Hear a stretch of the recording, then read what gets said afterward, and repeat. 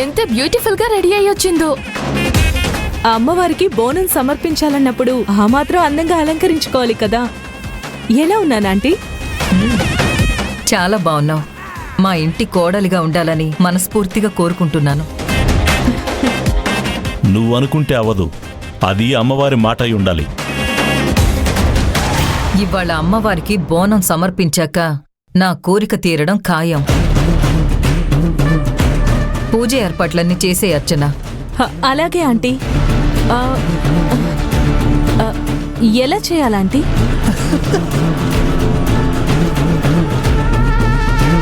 జై, ఎందుకురా నవ్వుతున్నావు? నీకెలా చేయాలో తెలీదమ్మా, కానీ చేసేవాళ్ళనైనా చూసి నేర్చుకో. అమ్మా నీలవేణి, వస్తున్నానయ్య గారు.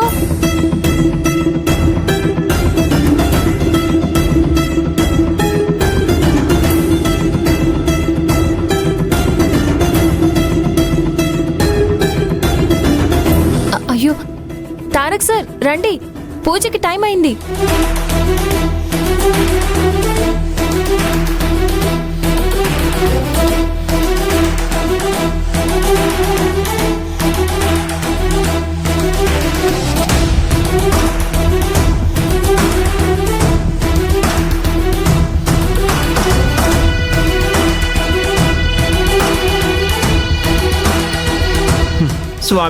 స్వామి రారా అన్నట్టు నీలవేణి తారక్ని వెంట పెట్టుకుని వస్తుంది.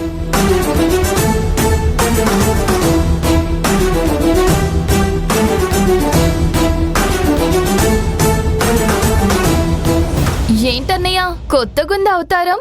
ప్యాంటు షర్టు వేసుకోకూడదని నీలవేణి చెప్పింది. పట్టు పంచె తీసుకుని ఇలా కట్టింది. తనే కట్టిందా? నాకొస్తే కదా. కడుతుంది. చేతికి దెబ్బ తగిలినప్పటి నుంచి షర్ట్ బటన్స్ పెట్టడం లాంటివన్నీ చేస్తూనే ఉంది. అమ్మా నీలవేణి, నీకు కావాల్సినవన్నీ తీసుకొచ్చేసానమ్మా. చాలా సంతోషం అన్నయ్య. అలా అయితే నైవేద్యం వండేస్తాను. ఆ పనులు అర్చన కూడా చేయగలదు. సంతోషం అమ్మగారు. ఇంటికొచ్చిన అతిథులు అమ్మవారి పూజలో పాల్గొంటే అంతకన్నా అదృష్టం ఆనందం ఏముంటుంది? ఇవాళ అతిథిగానే ఉండొచ్చు, కానీ రేపు ఈ ఇంటి మనిషి అవుతుంది.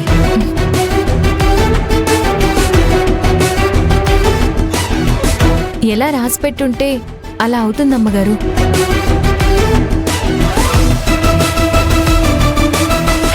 నీలవేణి, కబుర్లు చెప్పుకుంటే అవ్వదు. జరగని వాటి గురించి కాకుండా జరిగే వాటి మీద దృష్టి పెట్టండి. నైవేద్యానికి ఏర్పాట్లు చూడండి. సరుకులన్నీ కిచెన్లో పెట్టానయ్య గారు. కుకటేషన్న, గ్యాస్ పొయ్యి మీద చేయదలుచుకోలేదు. కట్ల పొయ్యి మీదే అమ్మవారికి నైవేద్యం వండాలి. అలాగేనమ్మా.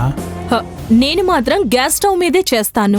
తాను నైవేద్యం వండి వార్చేలోపు నేను పూజ కూడా చేసేస్తాను. మీరెందుకమ్మా ఖాళీగా ఉండడం? అమ్మవారిని అలంకరించండి. అలాగే నాన్న.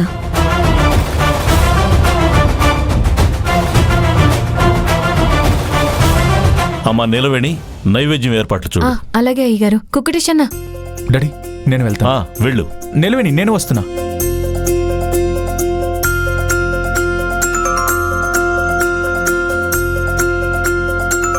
నీలవేణి, నువ్వు కొత్త కుండ తీసుకురా, నేను రాళ్ళు తీసుకొస్తాను.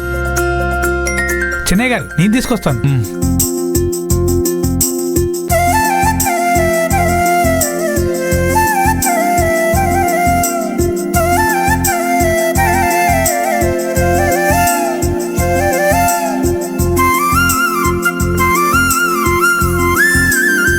అర్చన, పదమ్మా.